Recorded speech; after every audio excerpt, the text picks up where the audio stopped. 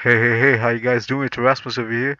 Today is the next episode of How to Run Faster, my tutorial series, and we'll be focusing on dynamic stretching and mobility. Dynamic stretching is something that you do before a warm up, get you warm, get you able to get into a good range of motion and get into the correct position with a lot of strength. And you need this in running especially because you need to convert the energy that is in your muscles onto the ground. And I'd say mobility is something that you can really develop on, something you can use, something you can push to the next level, like yoga and Pilates.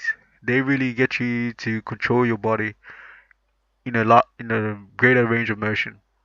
Like mobility and flexibility are two different things. Flexibility is pretty passive in that it only gets you to an increased range of motion, but you don't have the control in that range of motion. But with mobility, you have the control in the range of motion as well. So it's very useful in generating power, especially when you're doing exercise. And depending on the exercise you're gonna do, is gonna depend on what kind of drills you're gonna focus on.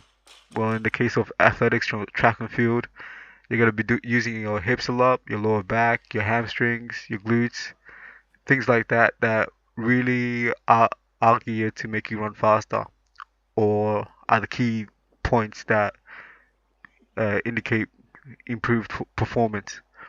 So the exercises I've been doing, like the side raises with my hip joints, the kickbacks from the hip joints, the hamstring stretch I just did, which you see a lot in tracks all over the world.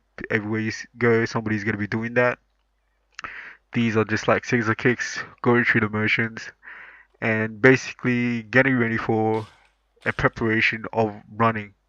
So the warm up, basically, yeah, the step before you start running.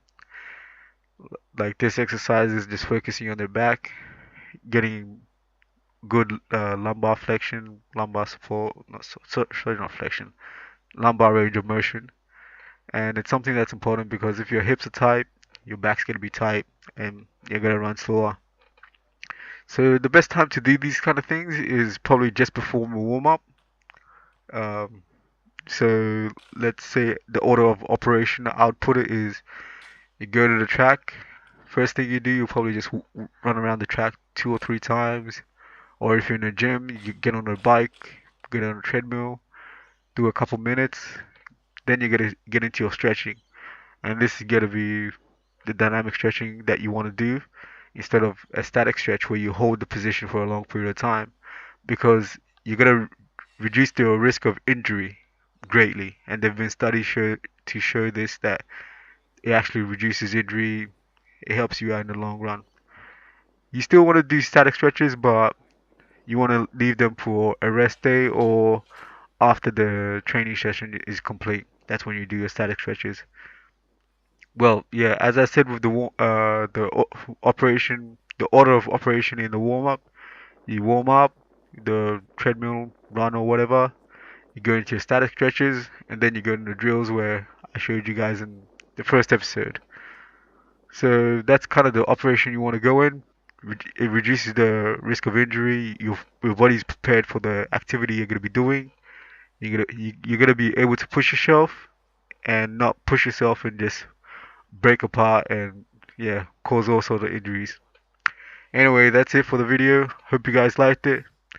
Like, subscribe, all that good stuff. I'll see you guys next time. Bye.